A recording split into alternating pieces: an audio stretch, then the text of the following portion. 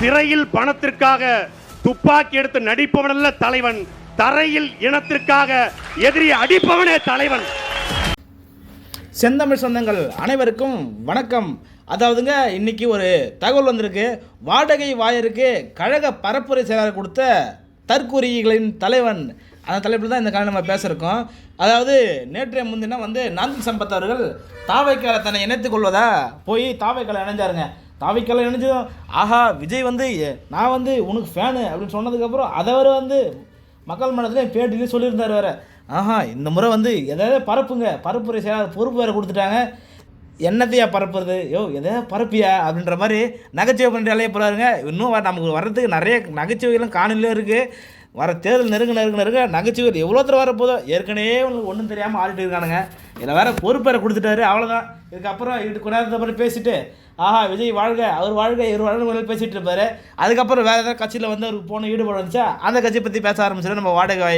இதில் நேற்றைய தினம் மக்கள் மன்றத்திலையும் ஆனால் சாட்டை அவர்கள் வெறுத்தனமாக தாக்கி தூள் கிளப்பிட்டாப்புல. சிறையில் பணத்திற்காக துப்பாக்கி எடுத்து நடிப்பவனல்ல தலைவன், தரையில் இனத்திற்காக எதிரி அடிப்பவனே தலைவன்.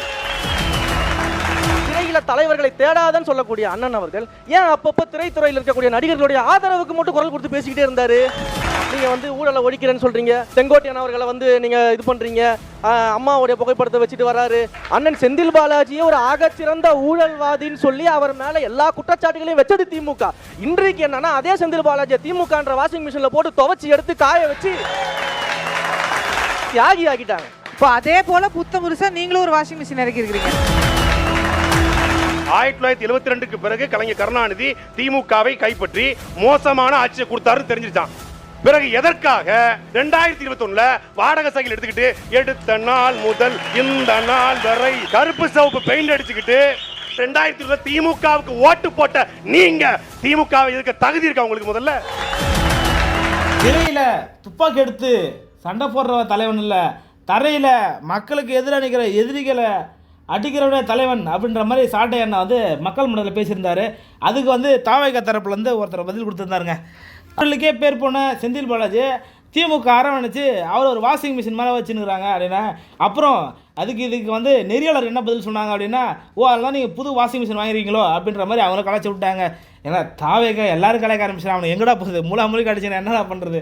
இந்த தகவலை நீங்கள் எப்படி பார்க்குறத மறக்காமல் கமெண்ட்ஸில் பதிவு பண்ணுற மக்களே. நன்றி, வணக்கம்.